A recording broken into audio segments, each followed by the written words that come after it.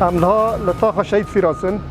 لوی در که گلکی کورچه بونه گلکی زفت خواه شارع خاطر خرابا کرنه ام جی مرحله بری زفته ام حاضر دکنه چه کورتی وی در که تجدید کنه ام قش دکنه داری هان بقای پی گرگ ام بیجن ام که بقای پی کنه شغلی 10 سانتیمتر بقای پی کنه داری همان جی هان صرف صحی خواه کنه حاضر امانا مجبور ببینن مرحله کدیم به همان این حال وضع که 400 متر ایمه جاز صرف صحی خواه تیده هر تشتی خواه حاضره او اما هیرو حیان ایواره و هیرو در روزنه ام بردوام وضع که کار و 400 متر ما تمامی کاری خواب داوی دکن لامانی یه دینجی کلان هان دینجی داری هان کرد ای هان صرف صحی نیتی دا ام وقت حالا که اصافی ملت را چه دکن چه پرسکری که ملت هبن ام تم آمدن که ام کانبن پرسکری که گل چهار سر بکن و ابجی وقت زانن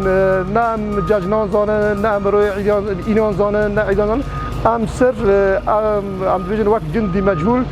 جبو پرسکری که گل جبو چهار سر کرده پرسکری گل خدمت گل دا چه پرسکری که گل هنه ام مجبور ببن پرسیف پرسکری که گل را و پرسکری که گل چهار سر بکن پشتی وجی ام هر در باجی را طبعا اشتاد ام در باجی را گل کی کم شغلیان جبر مگرانی خدا سر گندان او گند حجده گند طبعا ببون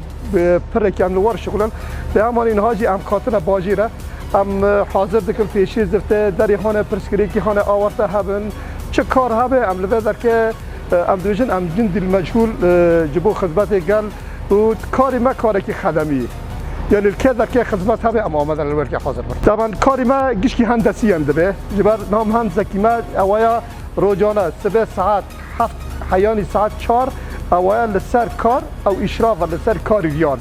یعنی اوایا داری هانه مثلا میول ربه داری کورتان به داری چقاسه بقای پی گرگ به ام هندسیان لسر جهاز شغلن